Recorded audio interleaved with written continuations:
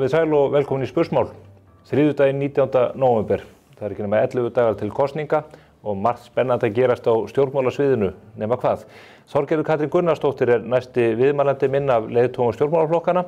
Hún verður hér seinni í þættinum að fara yfir stefnumál Viðreisnar, hvernig hún sér fyrir sér mögulegt stjórnarsamstarf að loknum kosningum og þar fram til götunum. Svo á föstudaginn fáum við svo Sigurð Inga Jóhannsson til okkar. Það verður spennandi að sjálfsögðu. En hingað koma áður en Þorgerður kemur. Þeir Eiríkur Bergmann Einarsson, stjórnmálafræðiprófessor og Brynjólfur Gauti Guðrúnar Jónsson sem doktorsem í tölfræði. Hann ætlar að sýna okkur nýtt tölfræðilíkan sem að spáir fyrir það hvernig kosningarnar fara þann 30. nóvember. Allt saman spennandi, fylgist þið með.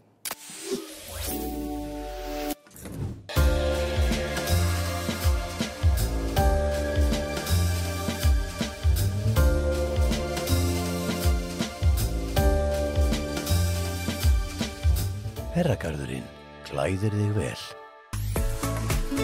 Hjá Kólumbusævintýraferðum leggjum við áherslu á góða fararstjórn og skemmtilega upplifun. Umfram allt viljum við uppfylla væntingar okkar ferðalanga þannig að þið njóti ferðana með eftirminnilegum hætti. Við förum víða. Kólumbusævintýraferðir. Skiptir íslenska máli? Það finnst okkur. Allir geta valið íslenskt notendaviðnót í sínu snjalltæki, svo lengi sem það frá Samsung. Flippaðu yfir. Það hefði Jónas Hallgrímsson kunnað að meta. Við köllum eftir ábyrgum ríkisfjármálum fyrir íslensk fyrirtæki og heimili. Beinum athyglina að því sem skiptir máli. Höldum okkur við aðalatriðin. Samtök atvinnulífsins. Þá eru þau komnir hingað til mín, Eiríkur Bergmann Einarsson, prófessor í stjórnmálafræði og Brynjólfur Gauti Guðrúnar Jónsson sem tölfræðingur, doktorsnemi í tölfræði við Háskóla Íslands og þeir ætla að ræða hér pólitíkina út frá ólíkum sjónarhornum. Velkomin báðu tveir. Takk fyrir. Ég myndi ljúga því ef ég segði að ég hefði verið að fá þig, Brynjólfur, hingað sem fyrir landsliðsmann í rúbí en sem sérstakur áhugamaður rúbítreyjur, þá verði ég að taka það fram að þú hefur keppt fyrir Íslands hönd í þeirri merku íþrótt. Já, algjörlega. Ég fór tvisvar en íslenska landsliðið hefur farið oftar. Við spilum 7 manna rúgbí sem á Ólympíuleikunum og við fórum og þau fara árlega á eitthvað sem kallast EM í rúgbí, en EM í deildum. Við erum í neðstu deildinni með löndum eins og Austurríki, Bosnía var með okkur og eitthvað svoleiðis. En ég held að þetta sé íþrótt sem við Íslendingar erum almennt bara vel beygð fyrir. Þetta svona berjast andi, svipað á handboltinn og mætti í raun og veru fá meira pláss í umræðinni því að þetta mér finnst rúgbí bara einn skemmtilegasta íþróttin sem hægt að horfa á. Við erum að gefa henni pláss hér með og það má taka fram að þú hefur skorað gegn ekki ómerkari andstæðingum en Liechtenstein. Já, algjörlega, ég gerði það og íslenska landsliðið gerði einu svona jafntefli gegn Austurríki. Og þá ræddum við það að Austurríki væri með jafn marga klúbba og við værum með leikmenn. Merkilegt. Eiríkur, hefur þú spilað rúbí? Ekki síðan ég var barn, ekki staðar á okkur í skólalóð. En áttu rúbí peysu? Nei, já, það mér skortir rúbí treyju. Þú er að hringja Sigmund Davíð, hann veit þið ráð hvað best að fá bestu treyjurnar. Ég geti gert það, já. Svo rúgbífélag Reykjavíkur líka reglulega að bjóða upp á það að maður getur pantað í stórpöntun hjá þeim. Og ég gef föður mínum reglulega bóli frá þeim pöntunum og hann segir að þetta séu bestu bóli sem hann hefur átt. Endingakóður. Já. Heyrðu, en Eiríkur, þú kemur síðan hér færandi hendi, menn alltaf að bera mig gjafir hérna í þættinum. Bókin Óvæntur ferðafélagi sem að þú ritar og gafst út í haust. Já. Þetta nú ekki Kiljan. Þessi þáttu hér, við myndum alltaf að kalla þetta Kjölurinn. Þetta dálítið óvanaleg bók svona með þess að þú hefur verið að gefa út að öðru leyti. Já, þetta persónuleg minningabók sem að kemur til að því fyrir 4 árum að þá fékk ég kvilla sem heitir tinnitus sem hljóði í höfði sem ég nú blessunarlega ná mér alveg af. En þessi kvilli sló mig bara algjörlega út af laginu og bara út úr lífinu og ég hóf að halda dagbók í gegnum þetta. Og þegar að svona verst horfði að þá var ég ekki viss að ég kæmist heill í gegnum þennan kvilla og þá fór ég að skrifa minningabrot svona gegnum ævina og svo fléttast þetta svona saman. Þetta stærri hlutin af þessu bara svona lífslaupið og skemmtisögur og maður hefur upplifað eitt og annað og farið ansi víða komst ég að þegar ég fór að horfa tilbaka. Ég var ráðgjafi brasilísku ríkisstjórnarinnar í lýðræðismálum, ég hef setið kvöldverði í Kreml og það eitt og svona annað sem hefur á dagana drifið sem að mér fannst ástæða til að halda til haga og svo hef ég verið að flétta þessu saman og komið mér mest á óvart hvað viðtökurnar hafa verið góðar. Já, ég hraðlæs, en ég ekki svo hraðlæs að ég sé búinn með hana, en ég búinn að grípa hér niður í kafla og kafla og þetta auðvitað hálft í hvoru alvarlegt og alvarlegur undirtónn, en skemmtilega sögur inn á milli. Já, það hugsunin. Sem menn verða að ráða hvort þeir trúið ekki. Já, þetta minningabók og minningar þær eru valkvæðar, sem sagt maður, eða ég ákvað umgangast þessa bók þannig að þetta væri, og ég segi það nú svona í lokaorðunum að þetta eru kannski bara eins og ég kýsa muna hlutina, sko. Ég er til dæmis ekki að fletta upp staðrendum ef ég man eitthvað öðruvísi, þá er það minningin sem að ræður, þannig að textin er þetta kannski nær því að vera sko skáldæfisaga. Þetta er ekki atvika skýrsla úr lífi mínu. Þetta, vitnarðu þarna í prívatsamtöl eins og forsetinn fyrir þetta? Verður allt brjálað? Heyrðu, ég vitna í prívatsamtöl og meðal annars við forsetann. Krókum út í bragði.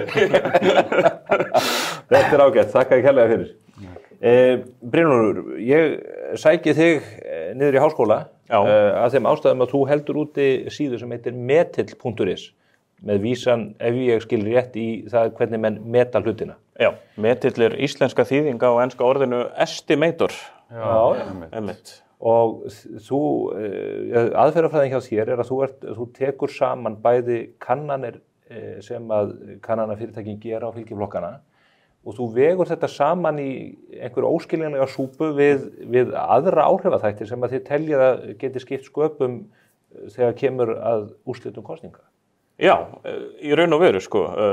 Ég er ósammála með þessu óskiljanlegt, sko, en sýnist hverjum. En já, sem sagt líka bara höfum það hjóða, það er ekki bara ég, það er einmitt Agnar Freyr Hafsteinn og Rafael vinna líka þessu, líka einmitt bara kollegar mínir og mjög gott að hafa þá að í þessu.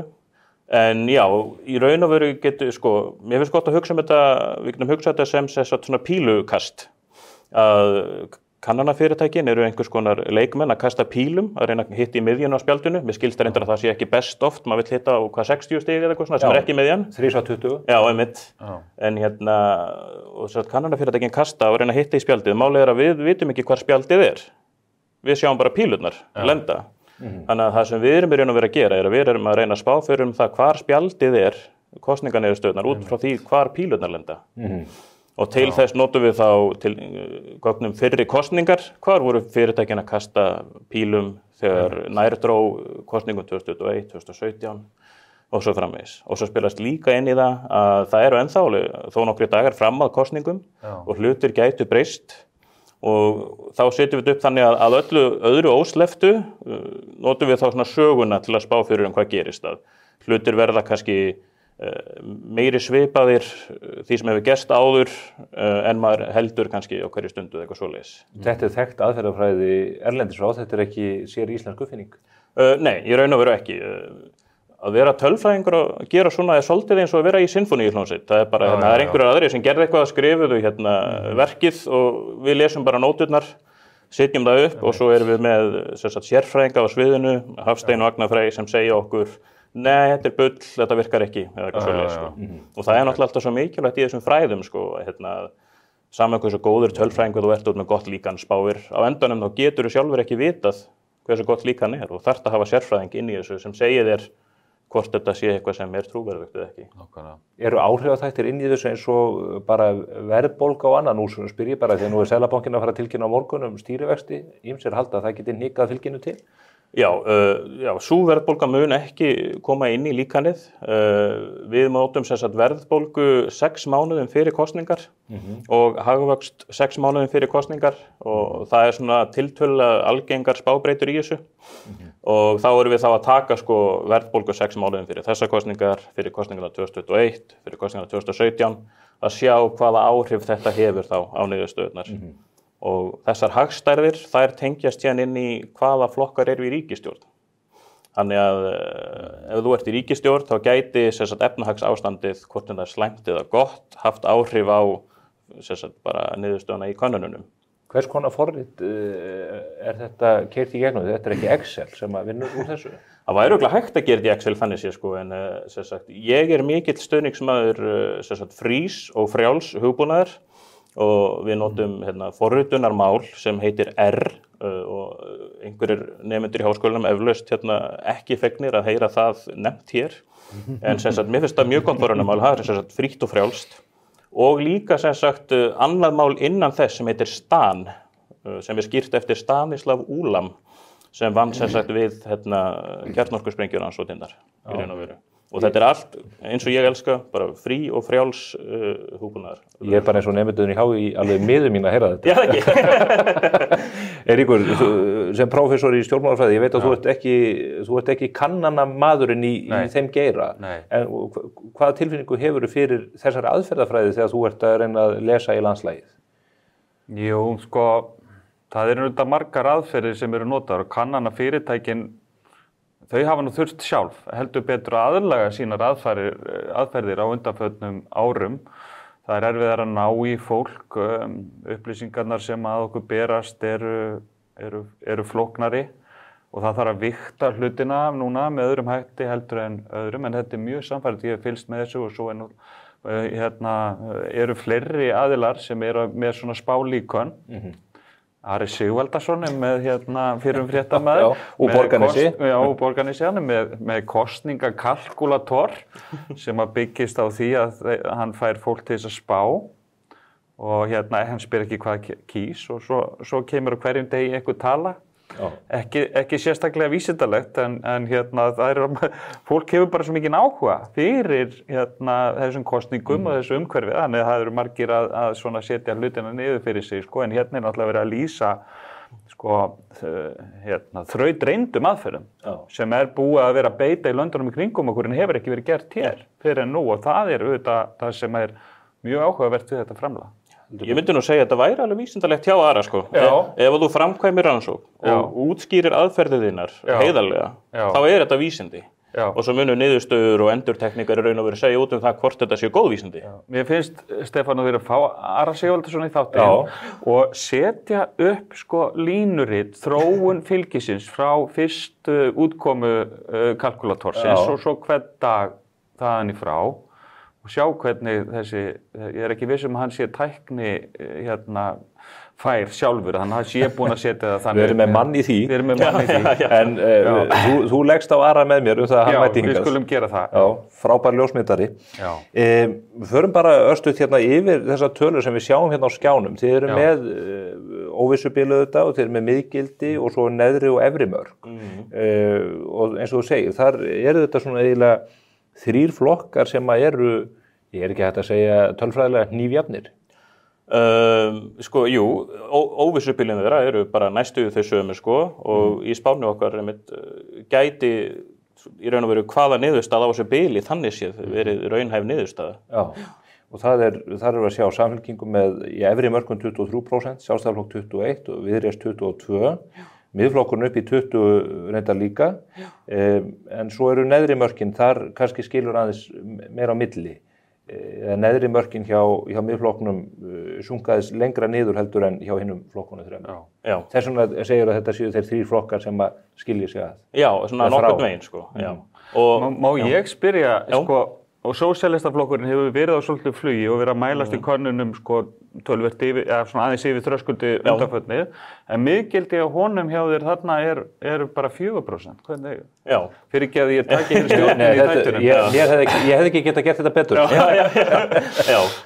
Einfaldasta útskýringin bara svo að sem sagt, ef við horfum á kannanir sem voru mjög nálægt kosningunum sem sagt síðast 2021. Þá niðurstaðan var eiginlega lægri en kannanirnar að mestu leyti. Og þá sem sagt, gerir líkanið það að það togar þá í raun og veru kannanirnar aðeins niður á við. Og svo það líka það að, sem sagt, að svona tölfræðileg samantekt þá öll svona hröð aukning svona, hann tekur svolítið tíma fyrir það að síast inn í líkanið sko, en við höfum séð það sko að efri mörkin í sósíalistum eru búin að hækka og miðgildi aðeins að hækka og svona sko og svo líka tóku við þá ákvörðun að sýna bara heiltölur Já. Þetta svona ákveðis að sko, við getum reiknað þetta með hvað aukastafum sem en þetta svo mikil óvissa að það er annars sálfræðilega rannsóknir því að ef maður sýnir aukastafi þá heldur fólk einhvern veginn að þetta sé vissara. Það festi sig meira á þeirri tölu. Sko. Þið eru svona með belt og axlabönd í þeim efnum. Miðað við þessa tölur, ef við horfum á miðgildið og neðri mörkin, þá gætir svo stað að teiknast upp hérna að það verður bara 6 flokkar á þingi eftir kosningar. Það bara í raun og veru leyfi ég mér að segja gjörbreyttur veruleiki frá því sem við höfum átt að venjast. Það miklu vanalegri veruleiki miðað við það sem að var. En sko þróunin undanfarin ár hefur verið svo að flokkum að fjölga og þeir eru með minna fylgi hver og það hefur verið þróunin. Við erum auðvitað farin út kerfi sem var lengst af þannig að hér voru 4 meginflokkar, fjórflokkurinn svo kallaði. Svo var svona 50 áskorundaflokkur yfirleitt með inn á þingi, hvort sem að það sko borgarflokkurinn eða kvennalistinn og svo framvegis. Og síðan fór að verða pláss fyrir 7. flokkinn, en síðan gerist það í rauninni bara eftir hrun. Að flokkum fer að fjölga verulega á þingi og eru komnir upp í 7, 8, 9. En kannanir eru núna benda til þess að þetta geti breyst á núna aftur til baka. En ég myndi samt halda að sko það eru 3 flokkar sem eru að tróða marfaðann undir dröskuldi sko og einn með Pírata og með Sósíalista og Vinstri græna. Ég myndi halda einn þeirra hljóti að rísa upp. Ég bara trúi eiginlega ekki öðru. Heldur að það séu þá svona út frá taktískum elementum eins og við sáum í forsetakosningunum? Já, það sem gerist þegar kannanir birta. Sko, ég er mikil talsmaður þess að kannanir séu birtar. Það eru bara upplýsingar eins og hverjir aðrar. En þær geta auðvitað verið skoðanamyndandi sérstaklega fyrir flokka sem eru að mælast töluvert undir þröskuldi.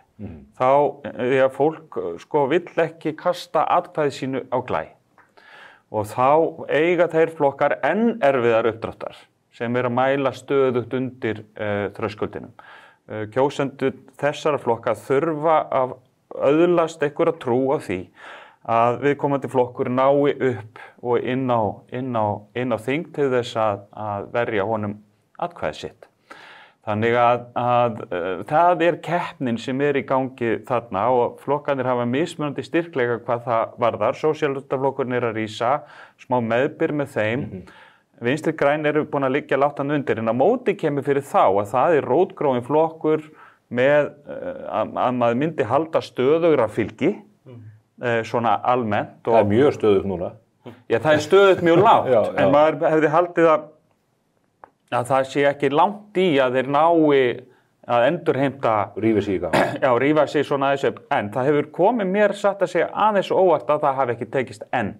Nú þetta bara 1,5 vika í kosningar. Já, og svo eru Píratarnir hinnir sem ég ætlaði að nefna að sko þeirra vandi sá að jafnvel þó að þeir sé að mælast og yfir þröskuldi að þá saga þeirra í kosningum sú að þeir fá minna upp úr kössunum heldur en í skoðanakönnunum og það vinnur þá gegn þeim.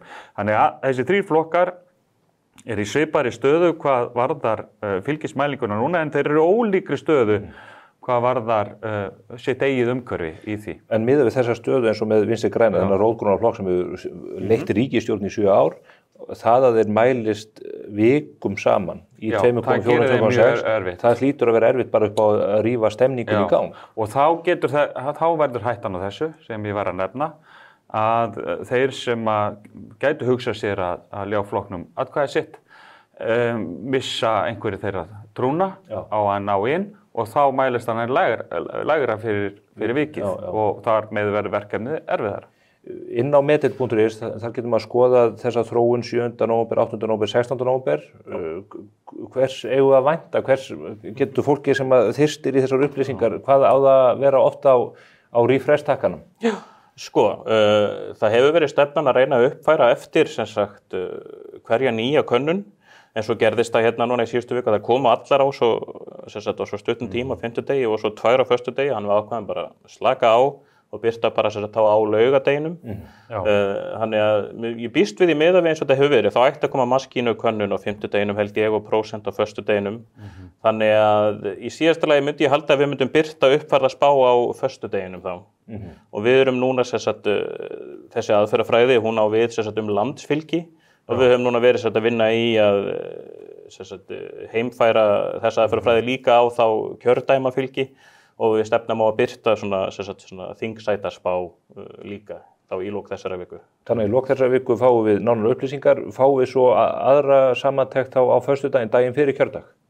Já, ég býst við því sko, við munum bara halda þessa áfram og ef við erum ekki að uppfæra aðferðafræðina þá munum við finna einhverja skemmtilega nýja leið til þess að birta niðurstöðurnar okkar. Já.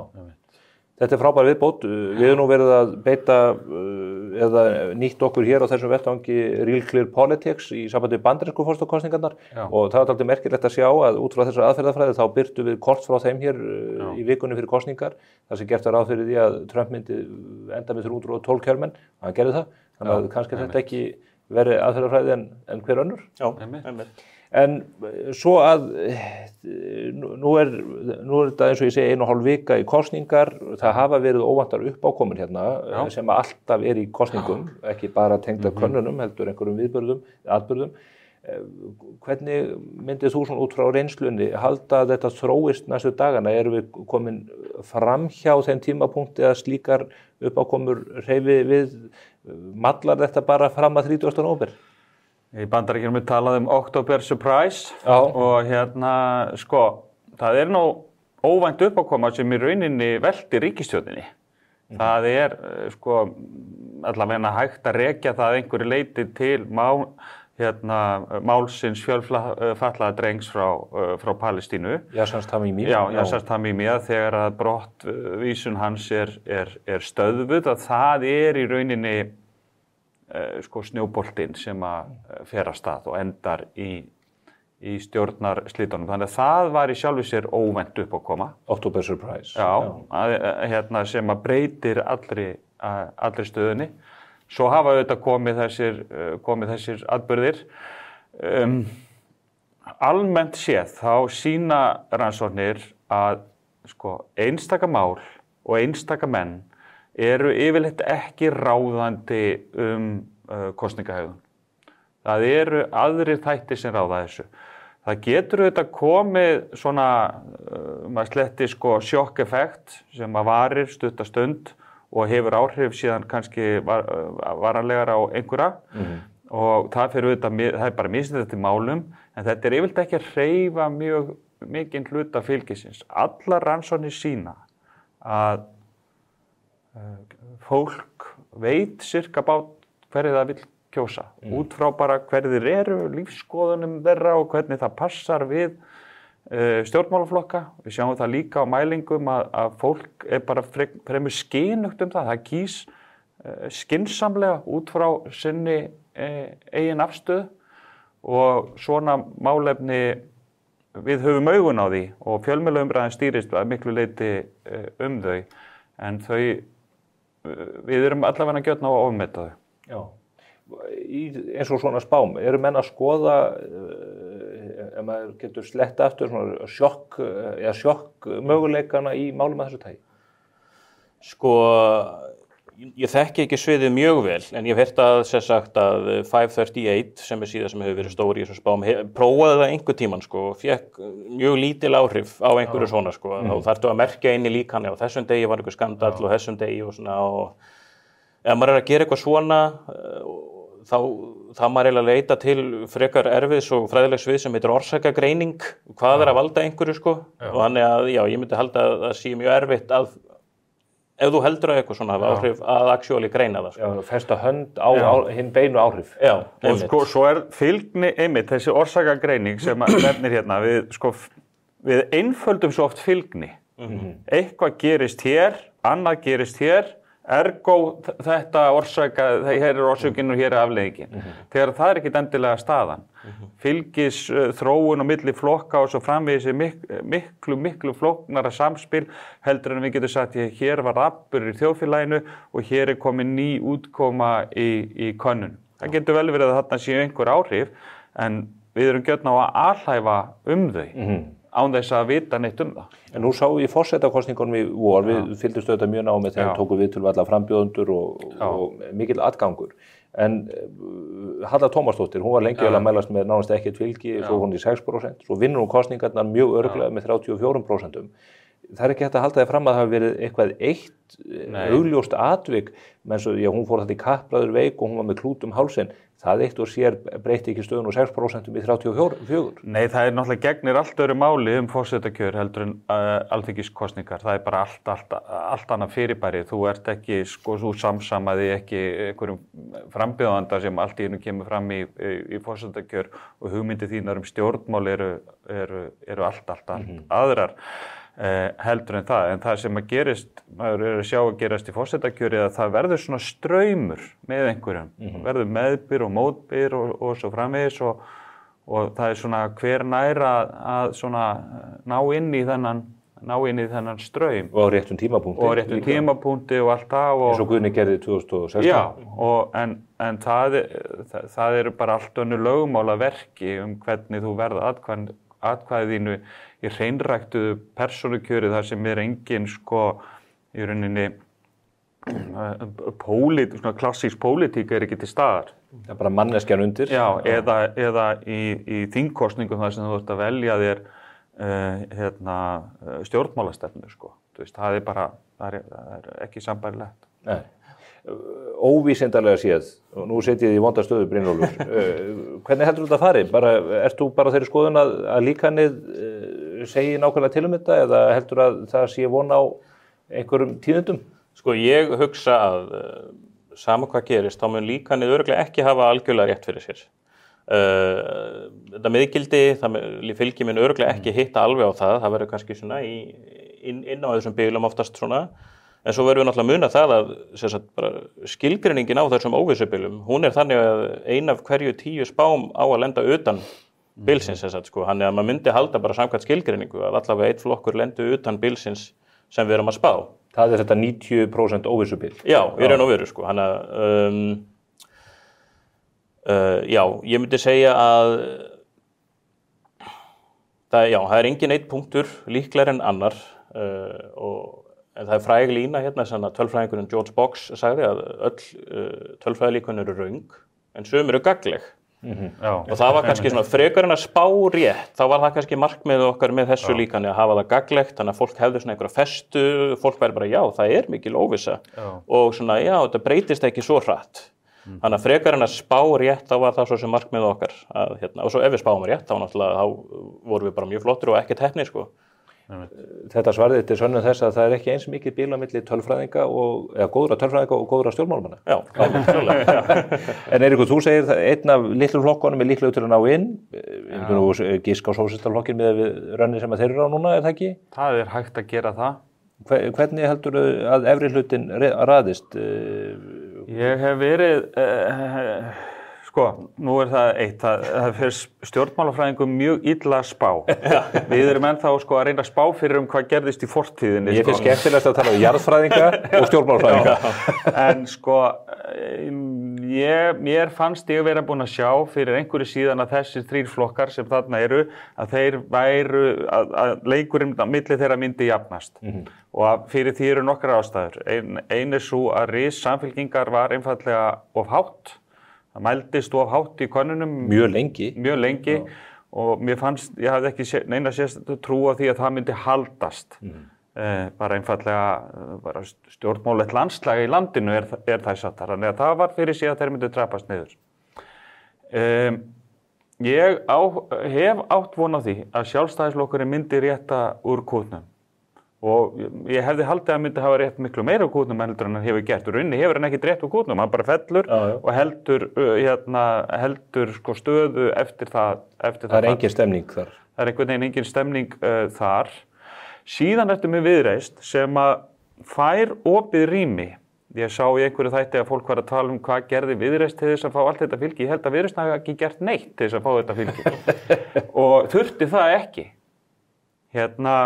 Sjálfstæðisflokkurinn, fyrir maður sattur, miðflokkurinn leiðir hér ákveðna umræðu afkomu fólk, svona hugmyndir þjóðerni, stemma stigu við komu fólks á landamærum og svo framvegis. Rís dálítið vel upp í því, Sjálfstæðisflokkurinn fer á eftir miðflokknum í þessum málflutningi. Og ég ekkert að halda því fram að það sé bara taktískt, ég held að það hef bara verið raunveruleg pólisía sem þar er á ferðinni. Á sama tíma kemur samfylkingin svona hálfpartinn í hugmátt á eftir. Þetta opnaði einfallega sviðið fyrir hinn frjálslyndu öfl sem eru talsmenn fjölmenningar og svo framvegis og það höfðu 2 flokkar tækifæri í þessu rými. Annar þeirri Viðreisn og hinn eru Píratar sem ekki hafa náð að stíga inn í það en það hefur Viðreisn tekist. Og þetta það sem ég á við með það eru ekki menn eða einstök málefni sem að ráða yfirleitt fylgistróun, heldur veit fólk bara sjálf hvað það stendur, hverju því trúir og það fylgir því. Og þegar að þetta svið opnaði svona, þá var brautin bein fyrir Viðreisn. En síðan erum við með miðflokkinn rétt fyrir neðan og hvort að við séum að þá að sjá kannski 4 flokka nokkurn veginn á svipuðu róli, veit það ekki alveg. En þetta, svona hefur mér virst myndin svona liggja. Þú ert eins og medill. Ég er einsmanns medill. Ekki verið einhver annar og þetta góð samantekt. Það afskaplega gott að fá ykkur hingað báða, Brynjólfur Gauti og Eiríkur Bergmann. Við fylgjumst náið með síðunni næstu daga þegar að kannanirnar frá prósenti sem eru unna fyrir okkur og fleiri detti í hús. Takk fyrir kærlega fyrir komuna. Takk fyrir. Takk sömuleiðis. Hér eftir örskamma stund Þorgerður Katrín Gunnarsdóttir sem leiðtogi eins þessara 3 flokka sem virðast bítast leiðtogastöðuna eftir kosningar. Hún situr hér fyrir svörum, fylgist með.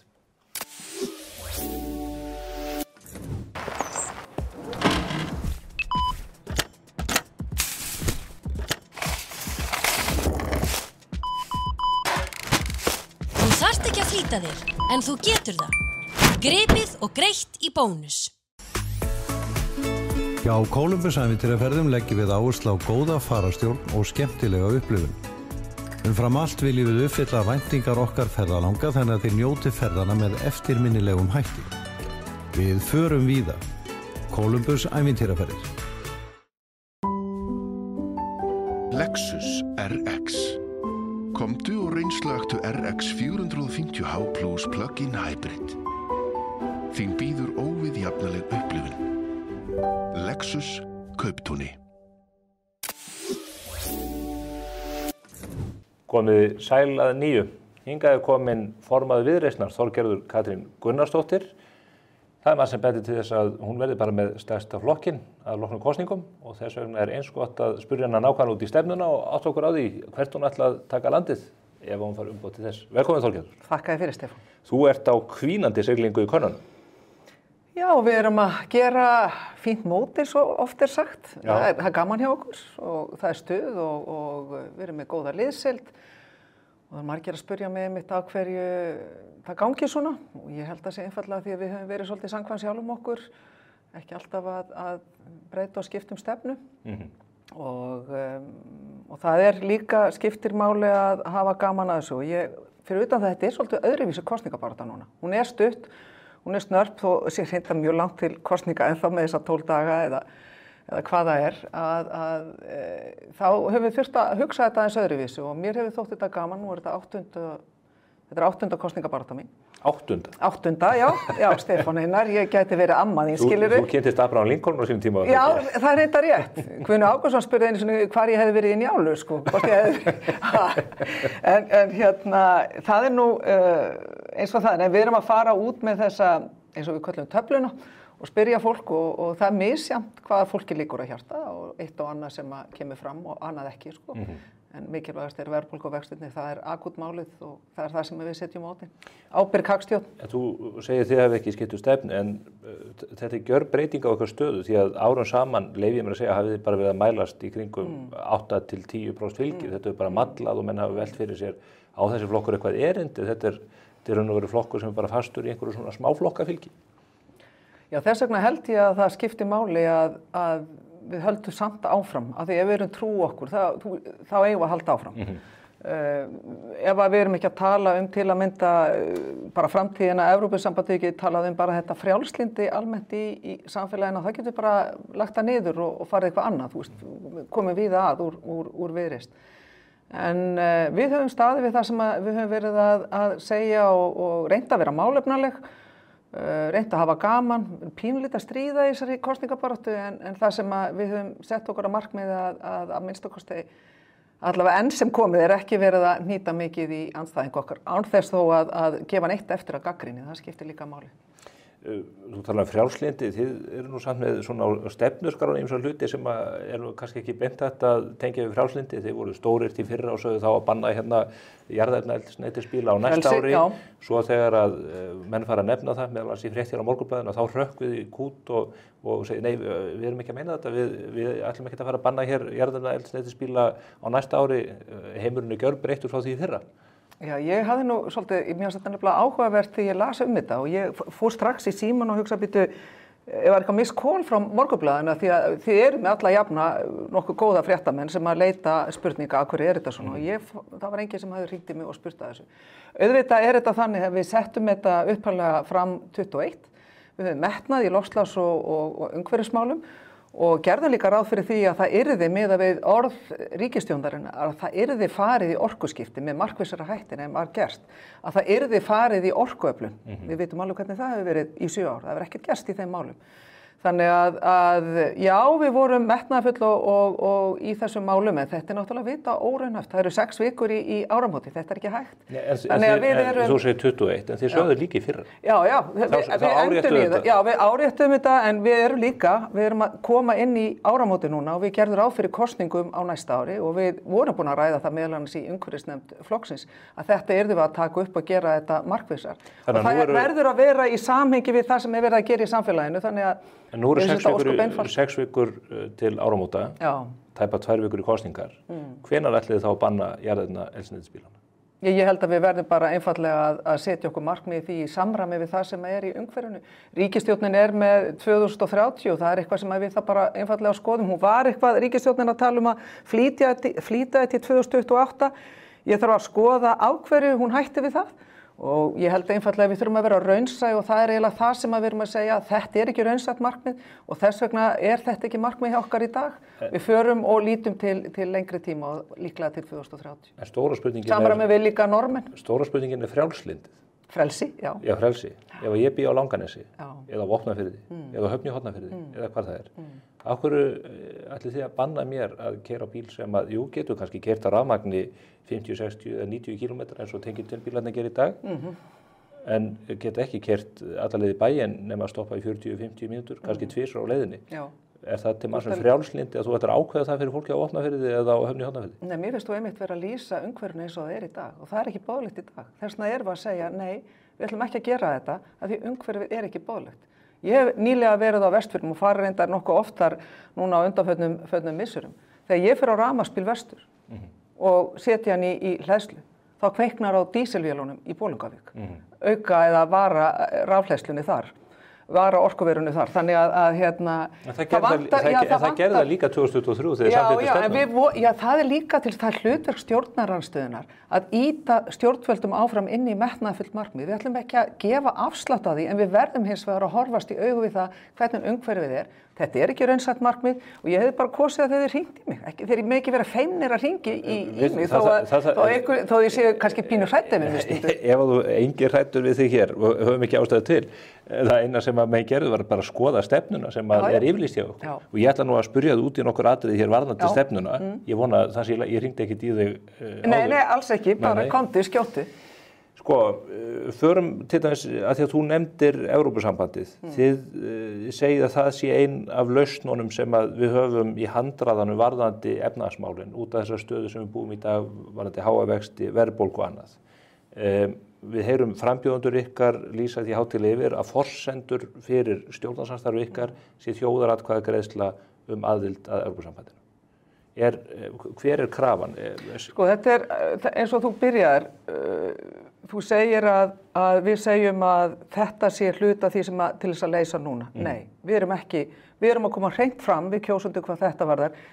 Evrópusambandið er langtíma markmið. Það er hluti af langtíma lausninni. Áður en við komumst þangað inn, þurfum við stöðugan gjaldmiðil og við þurfum núna að fara í ákveðna rústabjörgun þegar kemur að efnahagsmálum þjóðarinnar. Það er mikil verðbólga hér, það eru háir vextir hér og það er algjör frumforsenda fyrir okkur til þess að fara inn í ríkisstjórn. Að það er að ráðast á verðbólguna, setja fram ábyrg ríkisfjármál, minnka hallan á ríkissjóði og við verðum að hafa það hugfast að það er ekki þannig að Ísland hafi verið eina landið sem lendi í COVID og þeim áföllum.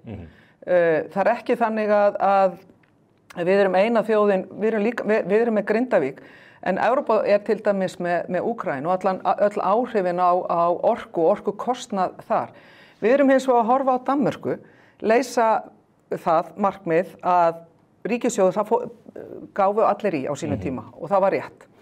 Við höfum gjarnan viljað sjá það fyrr og snarpar og slökkva síðan fyrr líka eftir COVID, en gott að vera. Hér hefur ekkert verið dregið úr ríkisútgjöldum. Nei, því miður. Ég ætla ekki samt að segja að það hefur margt verið vel gert, en ég hefði viljað sjá Ísland fara svipaða leiðir og Danmörk og Þýskaland og fleiri þjóðir að fara strax niður með þessu útgjöld sem voru sett í kjölfar af COVID. Ég ætla aðeins að klára því að varðandi Danmörk, það tók Danmörku 19 mánuði að fara niður með verðbólguna niður í verðbólgumarkmið Seðlabankans.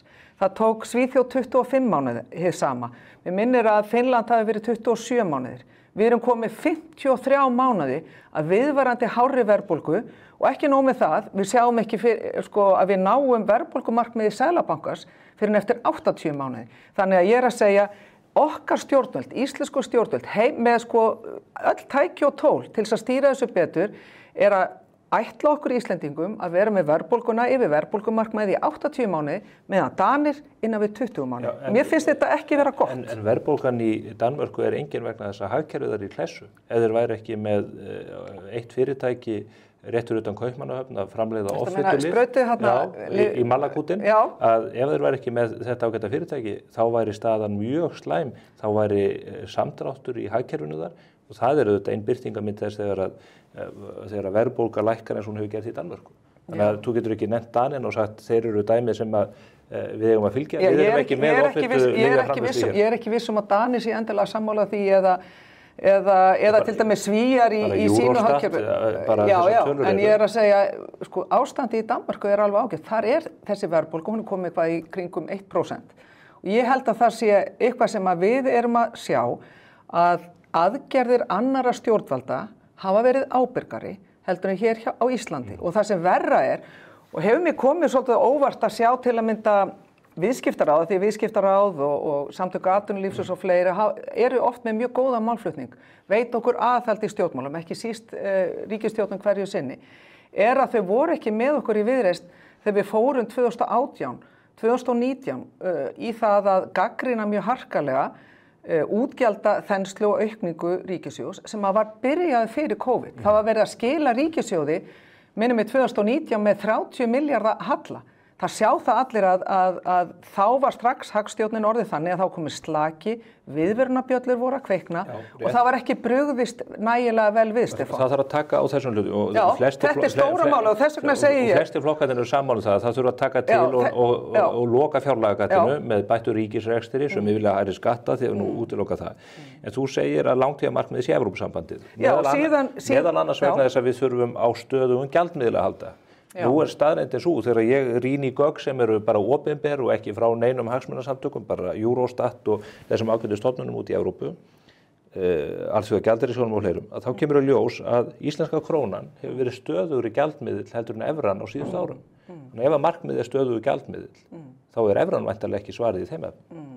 Ég ætla fyrst að klára það sem að þú spurði mig líka áðan, meðal annars það sem að Bubbi, Guðbrandur Einarsson, sagði á fundum daginn. Í Vestmannaeyjum. Í Vestmannaeyjum, að ófrávíkjanlegt skilyrði. Ég horfið og ég hlustaði á og ég skynja þessa ástríðu sem að hann hefur meðal annars, eins og mjög margir í Viðreisn hafa, að við fáum allavega tækifæri til þess að klára þessar aðildarviðræður til þess að sjá og niðurstöðu af samningum, treysta þjóðinni til þess að taka þetta skrif og þar fyrir utan að þá kemur Bubbi, Guðbrandur, hann kemur úr þeim armi verkalýðshreyfingarinnar sem hefur talað bæði fyrir ábyrgu nýju vinnumarkaðsmódeli en ekki síður hinnu á sínum tíma að tala fyrir aðild Íslands að Evrópusambandinu. Þannig að við verðum líka að sjá hvaðan hann kemur og svona er Viðreisnar hjartað að við viljum, Evrópusambandið er ekki markmiðið sjálfu sér. Heldur er hlut af þeirri leið, nei, það er ekki markmiðið sjálfu sér. Nei, það er ekki markmiðið sjálfu sér. Þið segið okkur sé betur borgið inn í Evrópusambandið. Já, Nú eru það að reyna að milda og segja, við viljum bara kanna hvað fólki finnst þetta, þið hafið það stíft á stefnuskráni að við göngum í Evrópusambandið. Þú flettir upp stefnun okkar, og þú segir, það er meðal annars vegna þess að við viljum stöðugan gjaldmiðil og við þurfum stöðugan gjaldmiðil til að ná hagstjórnin í lag. Evran er óstöðugur í gjaldmiðil heldur en íslenska krónu. Já, ég ætla að klára hitt fyrst. Þú vilt ekki svara þessu spurningu? Jú, ég kem að því. Þú ert að reyna að láta mig gleyma þessu. Nei, ég læti ekki gleyma þess að ég vil endilega tala Ég er svo fíllinn, ég gleyma engu. Já, eins gott. Það sem að ég vildi sagt hafa er að þegar verið að segja að eina sem að þið viljið það er Evrópusambandi. Við teljum það einfallega hluti af fyrir leið okkar að ná markmiðinu samkeppnishæft Ísland, betri lífskjör og þá teljum við Evrópusambandið vera þá leið. Ég virði alveg þá sem að vilja ekki fara þá leið. Það sem við erum hins vegar að segja núna og það er að vissuleyti ákveðin málamiðlun af hálfu okkar í Viðreisn. Við erum einfallega að segja, við treystum þjóðinni til að taka næsta skref. Það er mjög varfæri skref að hún fá að segja til það hvort að það eigi að klára samninga við Evrópusambandið og það er nákvæmlega það sama sem að strákarnir á sínu tíma, Sigmundur og þá formaður Framsóknarflokksins og Bjarni sögðu í maí 2013 eftir myndur ríkisstjórnarinnar, þá sögðu þeir, já, við ætlum að fara í þjóðaratkvæðagreiðslu framhald viðrana. En setur þannig að við erum, skiptir máli, ég spyr bara... Setur þetta ekki sem skilyrði? Stefán, ég spyr bara, skiptir máli hvaða gott kemur. Það sem að Það er mikið rætt aðarleikara og aukaleikara hjá Samfylkingunni. Þú ert aðarleikarinn hjá Viðreisn. Við erum mörg aðarleikara þar. Nei, það er einn aðarleikari. Ætlar þú að setja það sem skilyrði fyrir stjórnarmyndun að það verði gengið til þjóðaratkvæðis inngöngu í Evrópusambandið? Pólitík er ekki krossapróf. Pólitík er list hins mögulega og ómögulega. Við höfum séð það að Viðreisn fór í 10 mánuði í ríkisstjórnarsamstarfi við Sjálfstæðisflokkinn. Þar var klásula það að fyrir lok kjörtímabilsins myndi Alþingi taka afstöðu til framhald viðrana. Það hefði síðasta lagi verið 2020. Þannig að Sjálfstæðisflokkurinn hefur opnað á þetta Áslaug Arna í viðtali hjá ykkur. Pólitík er ekki krossapróf, en þessi þáttur heldur ekki sagnfræði. Spurningin er þessi. Setur það sem skilyrði eða ekki? Það er bara... Ég skal svara þeirri þegar ég heyri aðra flokka, ekki síst gamla fjórflokkin, segja nei, við treystum ekki þjóðinni. Ég vil fá spurninguna fyrst til þeirra. Treystiði þjóðinni til að taka næsta skref og það skal ég svara þessar spurningu. Þetta snýst ekki þá. Jú. Nei, þetta snýst það. Þú vilt ekki svara því hvort það sitja þessum skilyrði. Ég er að segja að ég vil heyra aðra flokka segja við mig, Þorgerður, hvort sem er Sjálfstæðisflokkurinn, Miðflokkurinn, Framsóknarflokkurinn eða Samfylkingin, Þorgerður, við treystum ekki þjóðinni fyrir næsta skrefi. Og þá, eins og ég segi, þá er komið að... Samfylkingin er fylgjandi því að fara í Evrópusambandið. Ef þú myndar meirihluta með Samfylkingunni, þetta eru þeir tveir flokkar sem að njóta mest fylgis núna ítrekkað í könnunum, þá er ekkert af vanbúnaðin að fara í þjóðaratkvæðagreiðslu eða bara beint í aðildarviðræður. Nei, það er alveg skýrt. Það er ekki farið beint í aðildarviðræður. Við förum alltaf í þjóðaratkvæðagreiðslu undan. Og það er mikil málamiðlun á okkar hálfu. Ef þetta er skýrt, af hverju er hitt ekki eins skýrt? Kjósendur eru að fara að ganga kjörborðin hérna 30. nóvember. Er ekki bara eðlilegt að þeir viti hvort að þið sitið þetta sem skilyrði ekki, sérstaklega þegar Guðbrandur Einarsson, sem þú segir þessi ekki aukaleikari, heldur einn af aðaleikurum, kannski fær hann Óskarinn fyrir kallhlutverkið og þú kvenhlutverkið, hann segir þetta er skilyrði. Það þarf að skrifa handrit með þér. Ég spyr, það er mjög óþægilegt að það séu svona rosalega misvísandi skilaboð hjá oddvitum. Það eru víst misvísandi skilaboð. Hann segir þetta er skilyrði, þú segir ég ætla ekki að sýna á spilin. Stefán Einar, þetta sýnir ástríðina meðal annars hjá Bubba. Hann er í rauninni... Ræður hann ekki við sig? Heyrðu, þú verður að vita líka hvað hann kemur. Hefur þú ekki ástríðu fyrir þessu þá? Jú, ég hef mjög mikla ástríðu fyrir þessu. En samsvarar þessu ekki? Ég mun alltaf, það sem ég segi við þig, það er alveg rétt, við erum eini flokkurinn sem segjum, heyrðu, gjör svo vel, nú ætlum við, þetta er ríkisstjórnarmyndun á borðið, þú ert Sigmundur, Bjarni, Sigurður Ingi eða Kristrún, nú er þetta það sem ég vil fá að ræða. Við erum eini flokkurinn sem segjum við ætlum að fá þjóðaratkvæðagreiðslu á kjörtímabilinu framhald viðræðna að því við treystum þjóðinni. Síðan eigum við bara eftir að sjá hvert það samtal fer. Ég er allavega nokkuð bjartsýn. Það hafa sjálfstæðismenn meðal annars eins og Áslaug Arna á einhverju pubquiz kvöldi með þér og fleirum, kannski þú hafir þessi áhrif á hana, verið að opna á það að fara í aðildarviðræður. Við skulum bara sjá hvað setur. Aftur að evrunni. Ég er ekki búin að gleyma þessu. Evran er ekki eins stöðugur miðl og krónan. Þú nefndi það sem sérstök rök fyrir því að við ættum að ganga í Evrópusambandið við þyrftum stöðugan gjaldmiðil. Hvað segirðu fólki það? Ef þú skoðar evruna, evru, dollars ásinn, jafnvel í samhengi við aðra gjaldmiðla, þá er þessi gjaldmiðill mjög óstöðugur og hefur verið að gera þjóðríkjum í Evrópu skrávifu einmitt vegna þess. Það eru 3 ár síðan að einn flokkur, Sjálfstæðisflokkurinn, auglýsti Ísland sem lágvaxtaland. Svo kom COVID. Já, það voru 3 mánuðir sem að það loforð Sjálfstæðisflokksins var. Það er nokkuð síðan að COVID var. Samt erum við búin að vera með stýrivexti í 9%. Bara Rússland og Úkraína eru með hærri stýrivexti heldur en við. Sko það er eitthvað til sem heitir evróskir vextir. Það er hins vegar ekkert til sem heitir evróskur hagvöxtur, evróskt atvinnuleysi eða evrósk laun eins og ég heyri hérna síbulina núna hjá svona íhaldsflokkunum. Það hagsvæðin innan Evrópu eru mismunandi, eru bara mjög mismunandi. Við erum að segja að þú varst að tala Danmörku, það er allt öðru staðan í Danmörku heldur en í Suður Evrópu. Þeir eru ekki með evru? Nei, þeir eru tengdir við evru. Já, þeir eru tengdir við evru og það sem að ég segi bara ef þetta er svona hræðilegt, sko, ef þetta er svona ofsalega vont og vondur gjaldmiðill evran, við erum með 250 fyrirtæki í útflutningi, langstærstu parturinn af þeim er að gera upp í evrum, ykkur í dollarum, en langstærstu upp í evrum. Ef þetta er svona hræðilega erfitt og vondur gjaldmiðill, af hverju kastaðu ekki evrun og taka upp krónu eða fara yfir í dollar? Þeir eru að gera upp í evru að því að viðskiptin eru í evrum. Þeir komast ekki upp með annað. Þeir ákveða það ekki. Þeir segja ekki við kaupendurna út í Evrópu, við ætlum að gera upp í svissnesku franka. Ekki með að séu þá kaupa og selja úr eða eitthvað slíkt. Nei, þeir eru að gera upp í evrum. Því að viðskiptin eru þar. Já, þeir geta líka haft viðskiptin í öðrum gjaldmiðlum. Þeir vita það alveg.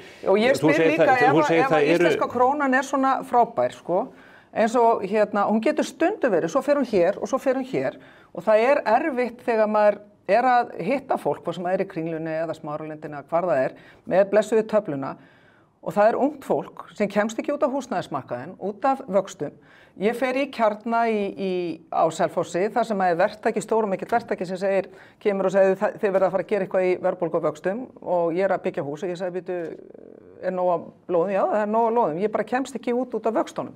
Þannig að þetta er alltaf frumforsendan við þurfum að taka niður verðbólgu og við þurfum að lækka vexti og Þið Sigmar Guðmundsson mættuð í Fjörð í Hafnarfirði, þann góða stað og þið voru með töfluna. Þið birtuðu okkur frábæra mynd þar. Þar voru málin rakin hvert á fætur öðru. Og tókstu eftir að það var engin með Evrópusambandið. Engin með Evrópusambandið og engin með gjaldmiðlamál. Hvorugt. Þetta er alveg hárrétt. Ég beið eiginlega eftir þessari spurningu. Já, ég ætla að varpa þessu bara mynd, ég bara gerði það ekki. Já, ég var eftir að örugglega fá einhverja myndi hérna á eftir hjá þér, alveg örugglega. En þetta er hluti af því að við vorum að byrja, svo kemur fólk, það var meðal annars í Firðinum, við erum ekki bara í hálftíma, við vorum í einhverja 3 tíma og þá kemur fólk og segir, er ekki alveg öruggt að þið ætla að standa við það sem að þið segið varðandi Evrópusambandið, svo eru aðrir sem segja, við viljum bara stöðugan gjaldmiðil, ekki þessa vexti og svo framvegis. Þá búið að krossa þarna við þetta var í upphafi, ekki snúa út úr, þú getur alveg þetta og hlegið aðeins og ég er alveg vissum að þú og Andrés Magnússon þegar fengið bakföll af því að sjá þessa mynd. Svo fer maður í Borgarnes. Hann fékk brjósklos út af þessu. Já, hann fékk brjósklos út af þessu. En við vorum ég og Jóngnar fórum meðal annars keyrðum vestur núna daginn og komum við í Borgarnesi og það sem að kom okkur óvart þar að helmingurinn af spurningunum var gjaldmiðlinn og Evrópusambandið. Við erum að býta, hvað er að gerast í Borgarnesi? Að því auðvitað er það þannig að þetta er ekki, já eða það, því að auðvitað er það ekki og við vitum það alveg helmingur þjóðarinnar eða 55% þjóðarinnar vilja klára aðildarviðræður við Evrópusambandið. Við höfum skoðanakannanir af því. Fólki er hins vegar ekki að setja þetta efst á dagskrá hjá sér. Það sem að fólki er að setja efst á dagskrá eru verðbólgu vextir, eru húsnæðismál, eru menntamál og biðlistar í heilbrigðiskerfinu. Fólk er að setja atvinnumál og velmegun. Geturðu nefnt mér eitt hagkerfi í Evrópu sem er á blúsandi siglingu eða er að ganga betur heldur en hið íslenska innan Evrusvæðisins? Já, til dæmis Holland gengur mjög vel. Írland, ef að fara yfir hagvöxtin á Írlandi frá því að Sjálfstæðisflokkurinn fór í ríkisstjórn hérna. Það búið að vera 130 prósenta hagvöxtur það meðan hann hér hefur hann verið 20 eitthvað prósent sko. Þetta segja frá 2013. Já, frá 2013. Já, það ríki sem að koma úr auðvitað mjög slæmri stöðu. Býttu, þú ert að spurja einhverja tölur, þú veist á einhver hagsvæði og ég bara að svara. Þetta eru frábæra tölur og vel undirbúin sem er nú meira að segja má flesta. En ef að við Pólland 40%.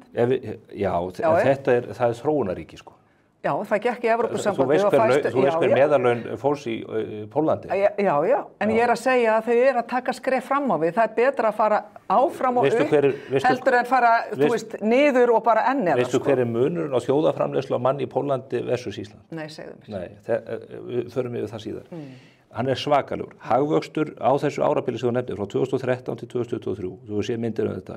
Hagvöxtur á Íslandi 41%, 27% í Bandaríkjunum. En 16% inn á evrusvæði. Þetta er ekki til margs gjöful fiskimið fyrir almenning að sækja. Veistu það er það sem ég var að segja á þann. Það er eitthvað til sem heitir evrópskir vextir. Það er ekkert til sem heitir evrópskur hagvöxtur. Þú getur lesið alls konar í meðaltöl, þú getur gert það. Það er vegna þess að það er efnahagssamdráttur í Þýskalandi. Það er allt í herpingu, Ítalíu, Grikklandi, það er mjög erfitt núna og það er einmitt umhugsunarefni fyrir okkur að hvert Þýskaland er að fara og ekki síst núna þegar við erum að sjá hugsalega og líklega með stjórn Trumps að það verður viðskiptastríð, það verður tollastríð. Og þá verðum við Íslendingar að gæta vel að okkur hvar við verðum að því að fyrir okkur með alla okkar útflutningsvörur og atvinnuvegi þá skiptir máli að við höfum aðgangað frjálsum opnum markmiðum.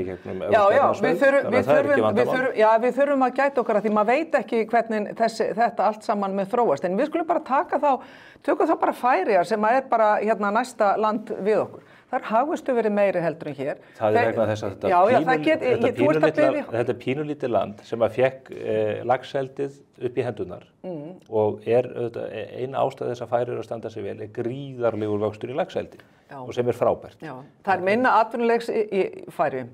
Það eru lægri vextir í Færeyjum. Það er meiri hagvöxtur í Færeyjum. Og það er lægri verðbólga. Það er út af þú veist, það eru fábreyttari atvinnuvegi það, þess þá heldur, sko, við erum með fjölbreyttari atvinnuvegi hér. Það er út af því að þeir fengu þetta upp í hendurnar. Það er að segja laxeldi sem við erum reyndar að fá núna líka.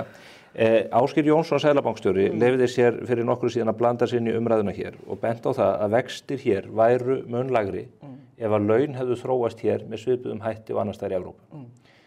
Daði Már Kristófersson, varaformaður Viðreisnar, sem að reyndar er bara frábær maður, er í fullu starfi bara sem prófessor upp í Háskóla Íslands, hann er ekki að blanda sér í atvinnupólitíkina, hann brást ókvæða við og sagði orðrétt að sennilega ætlar hann að bjóða sig fram einhvers staðar og það er honum auðvitað heimilt þegar hann nefndi þetta Ásgeir Jónsson. Ásgeir var að benda á þá staðreynd að á árunum 2008 til 2019 þá hækkuðu laun á Íslandi 84,4% að meðaltali en innan Evrópusambandsins nam hækkunin 28,7%. Finnst þér það málefnalegt að Daða Má Kristóferssyni að hnýta í seðlabankastjórann þegar hann er að vísa í tölulega staðreyndir af þessu tagi? Finnst þér ekki eðlileg ályktun að draga að vextir hljóta að vera hærri og verðbólga meiri í landi þess að laun hækka 84,4% versus 28,7%? Ég held að sé hluta því sem að meðal annars að Daði er að benda á að þegar við erum að tala stöðuga gjaldmiðil og ég held stundum að það sé það sem að gömlu flokkarnir óttast og svolítið kerfið líka og reyndar Ásgeir Jónsson hefur líka í mörgum greinum sem hann hefur skilað í gegnum tíðin að krónan sé skeikull veikur gjaldmiðill, það er ýmsar greinar og skýrslu sem hann hefur skrifað, en það er annað.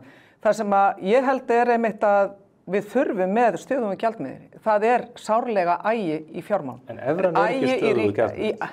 Býtu, þú varst enda við að segja, hún hefði haldið sér á það, hefði verið bara nokkuð á sama stað. Evran? Nei, ég var að segja, evran hefur verið óstöðugur í gjaldmiðil á síðustu árum. Það sem að evran færir okkur, stöðugur gjaldmiðil, að jafna því, það er sama hvað er ekki stöðugur gjaldmiðil. Stefán minn, það er sama hvað, ef þú skoðar alveg aftur í tíman, Íslendingar og íslenska krónan, við erum alltaf að borga alltaf 3 sinnum hærri vexti heldur en annars staðar, við erum alltaf með hærri og viðvarandi verðbólgu heldur en annars staðar. 3 sinnum meira hagvöxt, við hækkun laun 3 sinnum meira heldur en hina þjóðirnar. Er það ekki orsakavaldurinn frekar heldur en gjaldmiðillinn? Sem að þið kennið allt sem aflaga fyrir. Hvað kemur á undan ekki eða hæna? Við þurfum með stöðugum gjaldmiðil. Gjaldmiðillinn endurspeglar bara verðmætin í hagkerfinu. En þú verður samt að hafa aga á öllu systeminu, sko. Og það er ekki ægi hér heima. Hvernig ætlar að ná aganum í ganga þessu ríkisfjármálum? Við erum búin að vera frá náttúrulega lýðveldisstofnun með, við erum ekki búin að vera með þessa vonlausu fjármálaráðherra eins og gefur til kynna þegar þú skoðar þróun og verðmæti krónunnar. Friðrik Sófusson, frábær. Frábær. Alveg bara allt saman frábæri menn. Já, þess þá heldur. Það segir mér, Stefán Einar, að eigum við ekki að leita þá að rótum vandars. Eigum við ekki að gera það. Fannst þið Steingrímur J ekki frábæri fjármálaráðherra? Þú veist, ég skal ræða við það eftir. Við slöppum að vélunum. Það sem við erum að segja, förum núna að skoða rót vandars frá lýðveldisstofnun og fram til dagsins í dag, þá hefur verðgildi krónunnar rýrnað hvað? 97%, 8%. Og hagvöxtur verið hér miklu meiri, atvinnuleysi minna, hér er séreignastefna, hér drýtur ég held að það sem að við, seðlabankastjóri, við getum verið sammála að það er að við þurfum vinnumarkaðsmódel sem virkar með meiri aga. Og þá hættum við að hækka laun þrefalt á við það. Já, þá kemur að þeirri setningu sem að framámaður hjá samtökum iðnaðarins sagði eitt sinn við mig þegar var verið einmitt að ræða þessa miklu launahækkanir umfram það sem að í rauninni hagkerfið hefur efna á. Því við verðum náttúrulega að vera með verðmætasköpun sem stendur undir þessu. Að þá sagði hann bara að Þorgerður, þegar þú ert með ónýta gjaldmiðil þá þarftu að vera rausnarlegur. Og það er bara hinn bitri kærleikur, sko. Þannig að þess vegna spyr ég hvort kemur á undan ekki eða hæna. Orsakasamhengið er augljóst í þessu. Getum við fallist á það ef að Bubbi kemur á þessu nýja vinnumarkaðsmódeli í gegnum alþjóðasambandið og vinnumarkaðinn og ef að þið náið böndum á útgjöldum ríkissjóðs sem leiðir til þess að vextir lækki hér dramatíð sem að flestir hagfræðingar og sammála myndi gerast. Það eru allar aðstæður til þess að taka upp stöðugan gjaldmiðil í kjölfarið. Og hvaða gjaldmiðil ætti það að vera? Já, við hefum bara að klára aðildarviðræðurnar. Það er ekki stöðugt gjaldmiðill, það er það sem ég er búin að vera að tannast á hérna. Eigum við ekki að leyfa þjóðina að ákveða það? Jú.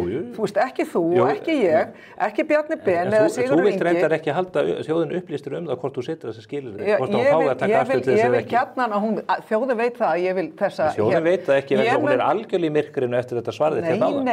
Nei, Stefán, það er bara þú ert pirraður að ég svari ekki já eða nei. Ég ætla eins og allir aðrir stjórnmálamenn að gera allt til þess að vera með þannig leikkerfi að það sem að þú setur á oddinn að þú náir því í gegn. Já. Þannig að þetta er bara...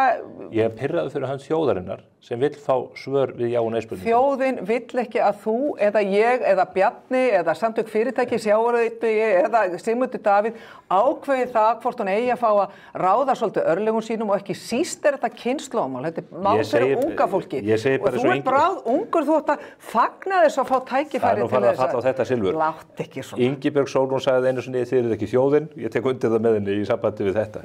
Heyrðu, hagræðing í ríkisrekstri.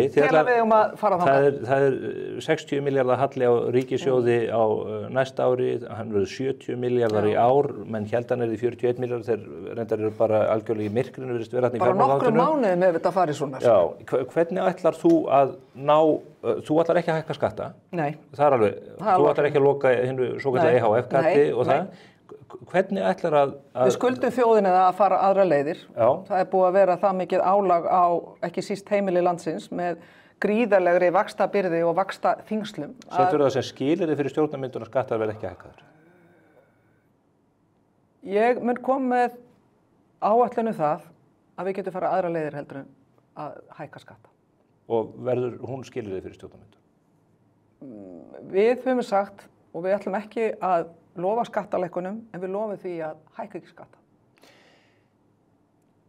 Þetta var löng leið að einföldu svari. En hvernig ætlaði að brúa þetta 2 milljarðar gat í ríkisrekstrinum? Og menn segja, við ætlum að vaxa út úr þessum vanda. Þetta er sífellt það er alltaf, þess vegna er svo sárgrætilegt að núna þegar verðbólgan hefur verið svona mikið, að því mikil verðbólga eykur líka tekjur og tekjustreymi til ríkissjóðs, að það hafi ekki verið notaður þessi tími til þess að lækka skuldir ríkisins og haga rekstrinum með ábyrgari hættu. Ok, í fyrsta lagi ætlum við að fara í það að fara yfir opinber innkaup. Við erum búin að vera að rýna bæði ríkisreikning, fjárlögin, þekkjum ágætlega til stofnanastruktúrsins og við segjum við getum sparað 8-10% í opinberum innkaupum.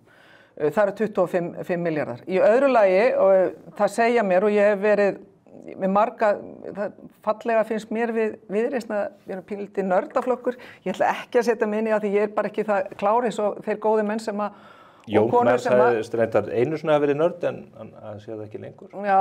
Kannski eina nördi sem eini maður sem ekki nörd í Viðreisn. Ég get alveg, já, kannski það. En allavega það hefur verið skoðað sérstaklega nokkuð sem heitir fjárstýring. Við erum að sjá það að allar þessar 100 stofnana, 20 stofnana, ríkisstofnana á annað 100. Já, sem að hægt að fækka að það, og við byrjum náttúrulega, talandi það, ég skal bara koma því á eftir, að þær liggja vist með 100 og jafnvel 20 milljarða á bankabókum, á lágum vöxtum. Það er engin hvati fyrir þær að reyna að hámarka vextina. 10 milljarð? Já, mér skilst að það séu margir hundruð reikninga á vegum stofnana sem er bara dreift inn á bankana. Það sem er ekkert endilega verið að ávaxta það með bestu kjörum. Það sem er verið að segja við mig, það er að ná betri samræmingu í það að ávaxta þetta og gera betur því að það er ekki hvati fyrir stofnanirnar, skilst mér, til þess að skila þessu, af því að þau þurfa alltaf að skila þessu ríkissjóð. Það er ekki, þær fá ekki ávinningin. Þannig að mér skilst að með betri samræmingu sé hægt að ná miklu hagræði þarna, upp á einhverja milljarða. Þannig að við viljum fara í meiri og betri fjárstýringu með fjármagnstofnana og það á að vera hægt. Þetta kunna mér fróðari menn og við munum vera með áætlun þar. Hvaða stofnunum á fækka? Og síðan er það, já, það þarf að... Vilt þú loka mannréttindastofnun sem var verið að setja á? Já, það sem skiptir máli, við erum nýbúin að samþykkja hann og það sem skiptir máli er að við reynum og við í Viðreisn við höfum lagt áherslu á það að löggilda samning Sameinuðu þjóðanna fyrir réttindi fatlaðs fólks. Þetta var ein leið, þetta var svo leið sem að ríkisstjórnin ákvað. Ég hefði gjarnan vilja sjá eina umferð tekna hvort að við hefðum getað farið aðra leiðir með því að fækka stofnunum og gera eina stóra. En við eigum að fara í einföldunarkerfinu. OECD er margoft búin að sýna það að einföldunarkerfi getur þýtt 1,5% í hagvexti. Hvaða stofnanir eru þetta? Þetta eru 160 stofnanir og við bara förum yfir það þegar við komum stað. En við höfum sagt að við munum byrja á því að fækka 2 ráðuneyti. Og sumir segja þetta sé mjög óskynsamt af mér að segja þetta. Ég vil bara aðri flokkar viti það að eitt af því fyrsta sem við ræðum er að sameina ráðuneyti og fækka ráðuneyti. Við munum þurfa að fara á örugglega skipta skoðunni hvaða ráðuneyti, ég ætla ekki að fara út í það, en það er vel hægt. Það hafa verið hérna ríkisstjórnir í gegnum tíðina með 8-10 ráðherra og við erum einfaldlega að segja, þetta kostar einhverja 3 milljarðar, þetta er ekki stærstu fjárhæðirnar, en þetta er bara svo tákgrænt. Þetta eru 160 stofnanir, þú hlýtur ekki að nefna eina. Þetta er tákgrænt fyrir það að við ætlum að fara markvisst yfir í það að fækka öðrum stofnunum. Ég ætla ekki að fara út í það að nefna það þar. Ég get bara hins vegar sagt, við munum fækka stofnunum, við munum einfalda kerfið. Húsnæðismál, verðbólgan sem að þú talar um. Það eru margir sem vilja meina að megin orsakavaldurinn, og við reyndar sjáum það í tölum, sé húsnæðismarkaðurinn sem að hefur verið í, sem ég segja, kreppu, í ólægi allavega. Þegar ég skoða stefnu Viðreisnar í sambandi við húsnæðismál, að þá er ekki minnst einu orði á lóðaskort í Reykjavík og helsta yfirlýsingin er svo að það er að byggja meira á landsbyggðinni. Ætlið þið að fara að ákveða hvar fólk á að búa? Nei, bara alls ekki. Og það er við sjáum þá tölum, opinberu tölum að síðast áratuginn hefur húsnæði aukist 18% í Reykjavík, en 30% í öðru sveitarfélögunum í kring. Ef að Reykjavík hefði fyllt í spor þeirra sveitarfélaga þá væru 6.000 fleiri íbúðir hér á höfuðborgarsvæðinu. Af hverju er ekki minnst einu orði á þetta í stefnu Viðreisnar? Það eru 4.500 íbúðir í byggingu núna á stór Hafnarfjarðar höfuðborgarsvæðinu. Það eru 12.000 íbúðir sem bíða og eru samþykktar nú þegar í deiluskipulagi. Stóra málið í þessu er náttúrulega vaxtaumhverfi sem við búum við. Það er lóðaskortur í Reykjavík, það kvarta allir verktakar undan þessu og þegar að lóðir eru skipulaðar þá eru það seldar og uppsprengdu verði. Við höfum séð það í túnfætunum á Öskjuhlíðinni, við sjáum þessu gríðalegu innviðagjöldum eins og í Vogahverfinu. Spurningin er þessi, það eru allir sammála um það, nema mögulega Dagur B. Eggertsson, að en helsta ástæðan fyrir þessum vanda sé hvernig Reykjavík hefur haldið á þessari ofurþéttingarstefnu. Af hverju er ekki minnst orði á stóra bleika fílinn í postulínsbúðinni, stofunni í stefnu Viðreisnar? Kann að vera það sé vegna þess að Viðreisn hefur verið í meirihluta í borginni síðan 2018? Þú getur sagt alls konar hluti. Það sem að við sjáum hins vegar að það eru 12.000 íbúðir sem er búið að samþykkja á deiluskipulagi. Það býr enginn í þeim húsum. Nei, en það er ákveður ekki farið í þar. Af því að verktakar, ég veit ekki hvað þú ert búin að vera að gera undanfari. Er þetta 12.000 íbúðir í Reykjavík? Í deiluskipulagi á höfuðborgarsvæðinu. Á höfuðborgarsvæðinu, í deiluskipulagi á höfuðborgarsvæðinu. En ég er að spyrja Reykjavík sérstaklega. Af hverju er ekki minnst á Reykjavík? Bara af því Reykjavík er hún ekki alltumlíkjandi þarna í stefnunni hjá okkur. Það sem að skiptir máli, Stefán. Ef að Reykjavík hefði staðið sér í stikkinu eins og hins sveitarfélögin, þá væru 6.000 fleiri íbúðir. Reykjavík er bara búið að standa sig alveg ágætlega í þessu. Nei, 18% versus 30% er ekki ágætt. Stefán, Reykjavík, hún hefur staðið sig ágætlega og það er reyndar svolítið gaman að því ég á stóra fjölskyldu bæði í Bandaríkjunum sem að kemur hérna er búin að koma hérna yfir áratugaskeið en líka í Noregi og það er gaman að sjá viðbrögðin þegar þau koma og sjá og þau segja eiginlega það sama. Ólíkar fjölskyldur, vá hvað er skemmtileg þróun sem hefur átt sér stað hér í Reykjavík. Og ég er orðin pínu þreytt á því, þó að ég er ekki að tala að ekki gagnrýna Reykjavík. Hvað er góður? Það má örugglega gera það. Ég vil ekki minnast á hann eins. Heyrðu, það má örugglega gagnrýna margt sem hefur verið gert. Það segir í stefnunni að það er að losa ríkislóðir til þess að byggja 2500 til 3000 íbúðir. Það er ekki minnst einu orði á vandan sem að Reykjavík hefur skapt. Já, ég tel að mjög mikilvægt er að segja að við eigum ekki að hvetja ríkið til þess að halda áfram. Ég er ekki að segja neitt, ég er bara að segja, mér finnst stórfurðulegt að lesa stefnu ykkur húsnæðismál og þið bara minnist ekki einu orði á stóra vandamáli í jöfnunni. Ég tel að við þurfum að byggja meira. Það þarf meira frambúð á lóðum. Hvar sem er á landinu. Það er mismunandi aðstæður á landsbyggðinni, sumstaðir er ekki lóðaskortur, sumstaðir er lóðaskortur. Hér á höfuðborgarsvæðinu hefur margt gott áunnist, mjög margt gott áunnist í þróun borgar, þróun byggða, bæjana í kringum Reykjavík, það er margt gott gerst þar. Þetta eru mörg orð það, en ekki vandamáli sem að ég er að benda og þú ert að meina, þú fullirir að Reykjavík sé ekki valdur að þessum húsnæðisvanda. Ekki ein og sér, bara alls ekki. En af hverju ekki minnst á það í stefnun? Það er margt sem að gott sem að gerst hefur, er minnst á Hafnarfjörð, ef það er ekki minnst á Hafnarfjörð. Hafnarfjörður hefur byggt eins og engin sem morgundagur. Heyrðu, Hafnarfjörð, já, ég elska Hafnarfjörð og margt gott gerst það. Þetta snýst ekki um það. Nei, en það sem að ég náttúrulega, að því ég bý í Hafnarfjörði, við erum samt skuldasettasta sveitarfélagi, við erum samt með mestu skuldir per íbúa, talandi stjórnum sem hefur verið undir forystu Sjálfstæðisflokksins. Þannig að það er hægt að tína ýmislegt Nei, þetta er bara allt og líka. Má ég ekki tala skuldsetta Hafnfirðinga? Jú, við getum rætt að það er skuldahlutfallið fer lækkandi. Það fer lækkandi, það er samt hæst á svæðinu. Og mér langar til að nefna því að þeir eru líka með mjög metnaðarfullt markmið að eyða biðlistum barna og þeir eru að nefna aðgengi að sálfræðiþjónustu og annað í þeim dúr. En það er hvergi minnst á það í þessum biðlistum hvernig komið fyrir barnafjölskyldum í Reykjavík. Ég fór inn á hins svokallaða leikskólareikni sem að borgin er búin að koma upp, sem átti reyndar að vera í sumafríi til 1. desember, samkvæmt heimasíðunni, þeir eru búin að opna hann aftur og ég fór og setti þannig inn nokkra forsendur til að átta mig á því. Ef ég ætti barn sem að væri 1 árs núna, fætt í nóvember í fyrra, 2023. Hvað mér langar í meiri börn þegar þú talar svo. Heyrðu, þá kemur þú myndir ekki að leiknast fleiri börn þegar þú sæði niðurstöðunar úr þessu leikskólareikni. Haustið 2025. Það er að segja árið þegar þú ætlaðir að banna bensín- og dísilbílana hætt við. Gott þú ert að meðtaka það. Þar sé ég að minn besti séns á að koma inn barni, það er bara, ég yrði nú með 4 á biðlista inn á Berg á Kjalarnesi. Af hverju er hvergi minnst á það í stefnu ykkar að útrýma biðlistunum á leikskólanum í Reykjavík, þar sem allt er í klessu. Þetta er á hvínandi kúpunni þetta kerfi. Á meðan að menna ná tökum á þessu í Kópavogi, í Garðabæ og sennilega inn í Hafnarfirði. Bænum sem þú elskar svo mjög. Já, er það. Það sem að mér finnst náttúrulega áhugavert hvernig þetta er, og þú setur þetta fram, það sem að mér finnst vera stóra málið er meðal annars samskipti ríkis og sveitarfélaga. Þetta er risaverkefni hvernig við leysum það að brúa bilið á milli fjölskylduna. Þetta er ekki bara bundið við Reykjavík. Þetta hefur verið viðvarandi viðfangsefni. Við sem hefum verið í pólitík, við höfum alltaf þurft að reyna að leysa þetta. Hinn sveitafélögin að gera eitthvað í að breyta þessu. Nei, þau að gera mjög misjafnt. Stóru sveitafélögin að þessu. Ég er bara að nefna að líka Reykjavík að taka, þetta eru erfið skref og því má gera betur. Barnafólkið í Reykjavík sem að þið sækir mikinn stuðning til.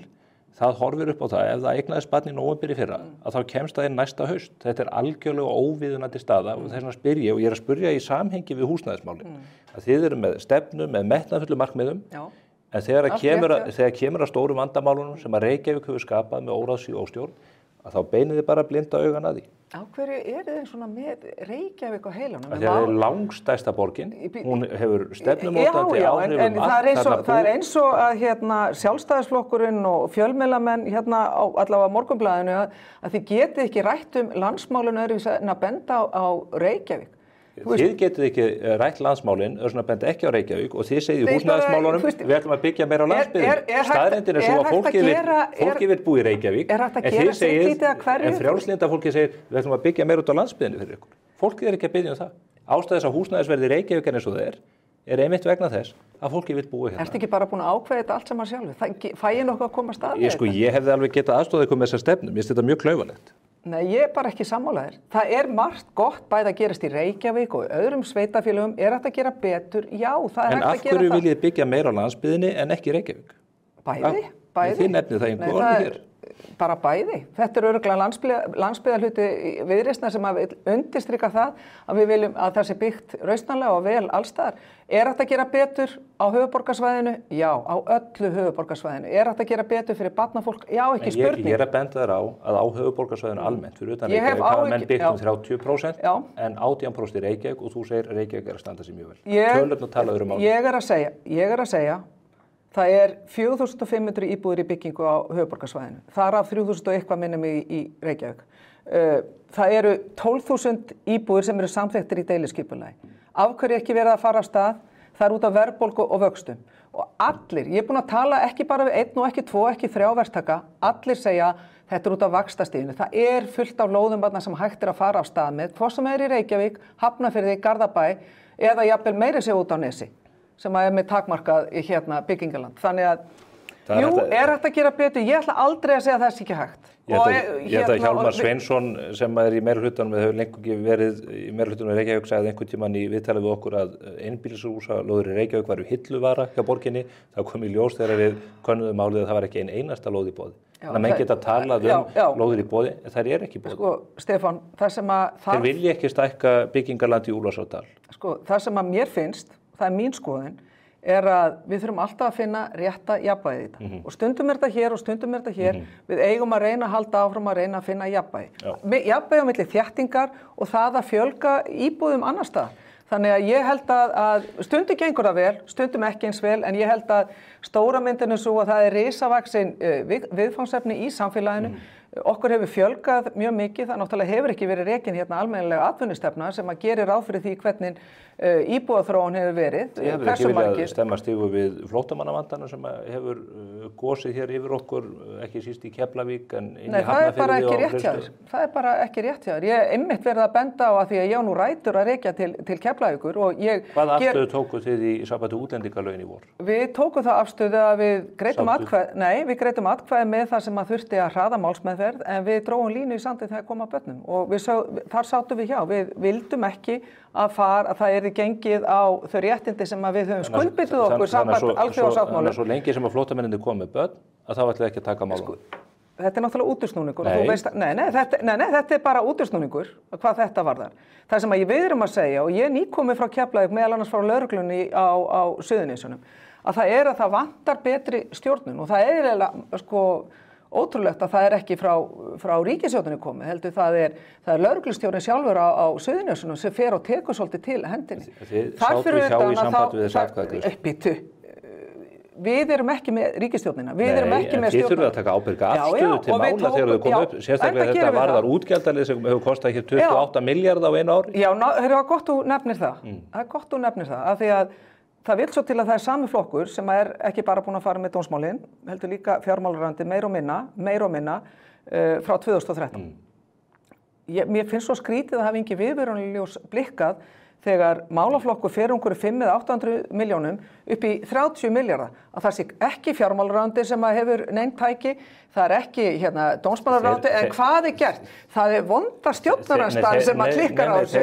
Hvers konar fólk þetta sem í ríkisstjórn? Þeir verða að svara fyrir þetta. Nei, mér finnst þetta náttúrulega makalöst. Við vitum hvernig þessi ríkisstjórn hefur gengið. Já, þetta hluti af því að það þurfa að mynda samhenta ríkisstjórn. Það það sem þarf að gera. Talandi jafnvægi og frjálslyndi.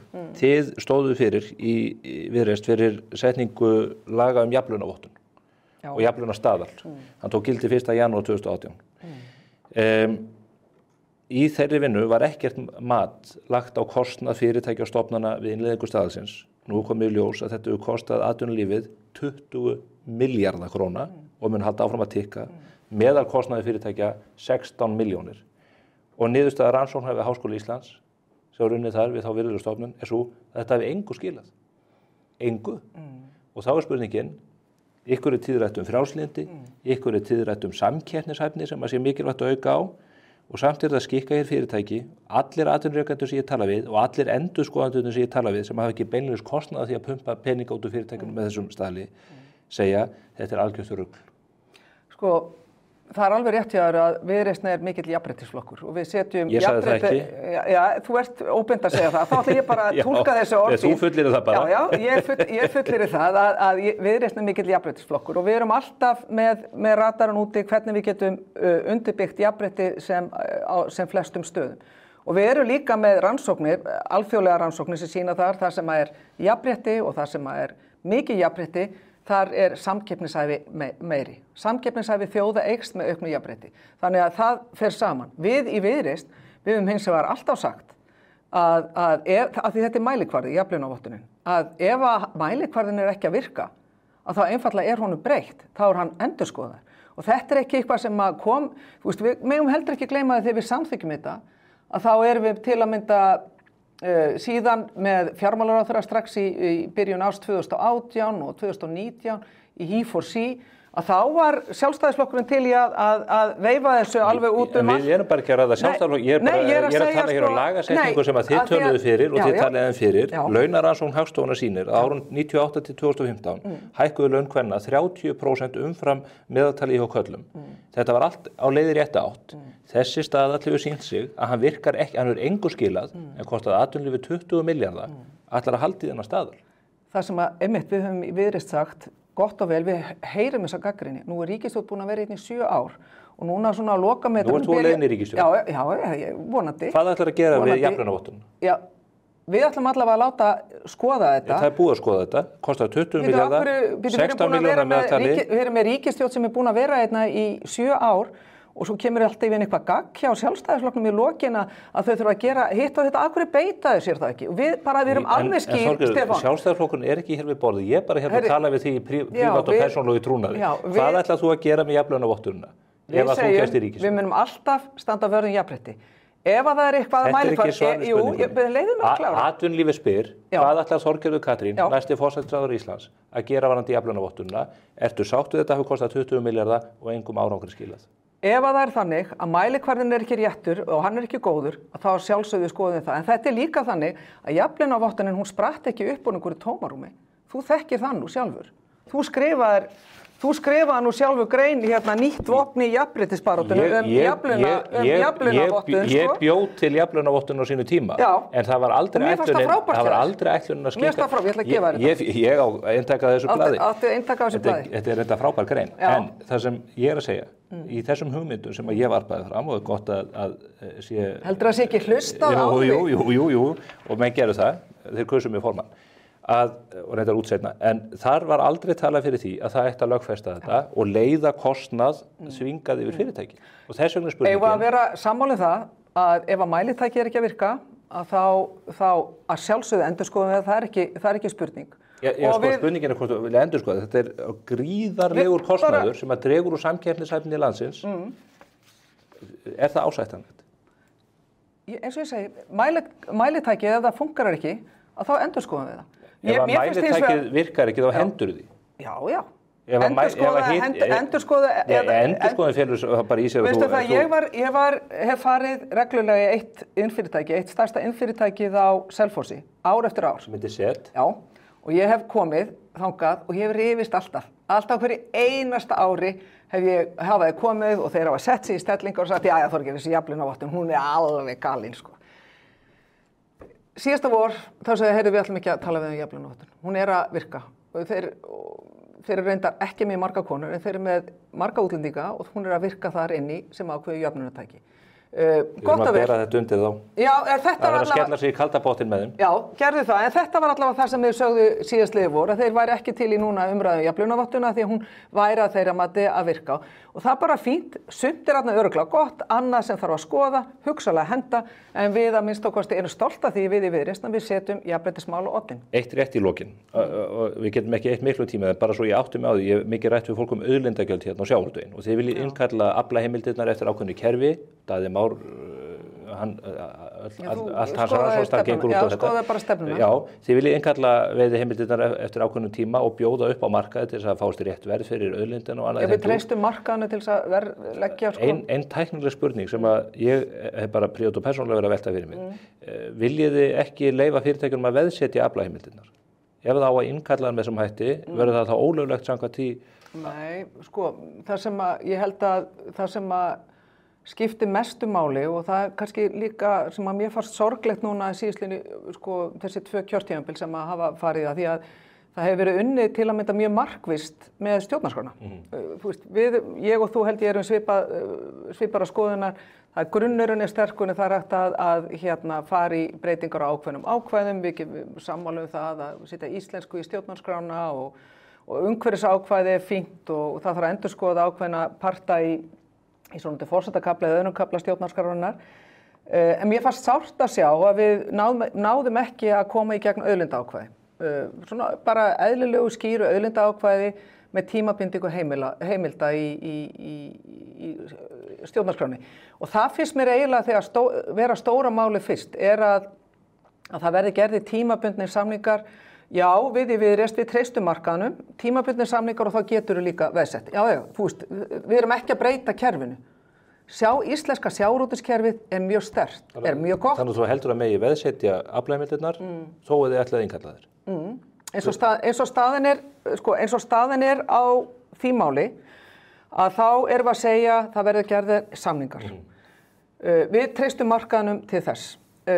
Við höfum meðal annars sagt, við erum líka tilbúin til þess að skoða svo lengi sem að samningarnir eru gerðir að það séu tímabundin aðgangur að fiskimiðum að þá viljum við meina það að það sé hægt að fara ýmsar leiðir til að mynda Sigurður Ingi setti fram frumvarp á sínum tíma í ríkisstjórn Sjálfstæðisflokks og Framsóknarflokks 2013 til 16 sem var síðan stoppað henni í þingflokki Sjálfstæðisflokksins. Það frumvarp fól í sér 17 til 22 ára samninga minni mig. Að það hafi verið líka með veðsetningar heimild þar inni en það var ákveðin fyrirsjáanleiki og ég held að það sem að skipti mestu máli núna því að sjávarútvegurinn, þetta er frábær grein, hann þarf fyrirsjáanleika, hann þarf helst að við hættum að vera alltaf að þessu nutti og nuði.